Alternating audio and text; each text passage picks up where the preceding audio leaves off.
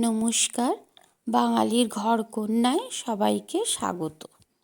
আজকে আমি সন্ধেবেলায় চায়ের পাশে টা হিসেবে ফুরফুরে করে চিড়ে ভেজে নেব। অনেক রকমের চিড়ে ভাজাই খেয়েছেন, এইভাবে একবার চিড়ে ভেজে খেয়ে দেখবেন, দারুণ সুন্দর লাগে। এর জন্য প্রথমে আমি চিড়েগুলোকে বেছে ঝেড়ে পরিষ্কার করে নিয়েছি।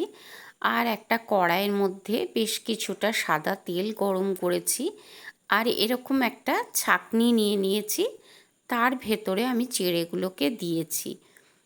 দেখুন, ফুলের মতন ফুটে উঠছে চিড়েগুলো।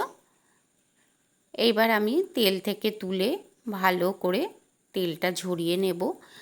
আর এই ছাঁকনির মধ্যে দেওয়ার জন্য তেলটা কিন্তু খুব ভালো করে ঝরে যাবে।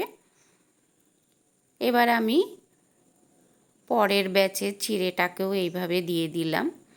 চিড়েটা এইভাবে না দিয়ে আমি যদি ডাইরেক্ট তেলের মধ্যে দিতাম তাহলে ভীষণ ছড়িয়ে যেত, সেটাকে তুলতে অসুবিধে হতো এবং ওর সাথে অনেকটা তেলও উঠে আসতো। সেজন্যই এইভাবে আমি যতটা আমার প্রয়োজন আমি সবটা চিড়ে ভেজে নেব।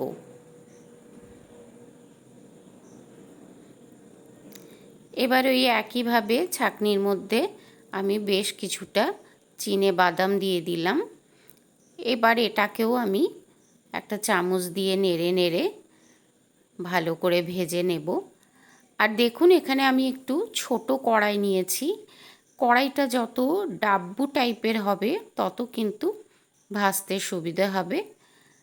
এইভাবে নাড়তে নাড়তে যখন বাদামগুলো ভালো ফাটতে থাকবে তখন বোঝা যাবে, আর কালারও চেঞ্জ হবে, তখন বোঝা যাবে বাদাম ভাজাটা হয়ে গেছে। এবার এটাকেও আমি সরিয়ে নেব।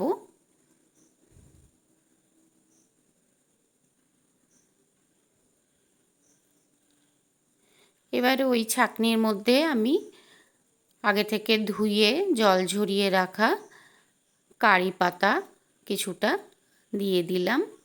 এটাকেও আমি বেশ মুচমুচে করে ভেজে নেব।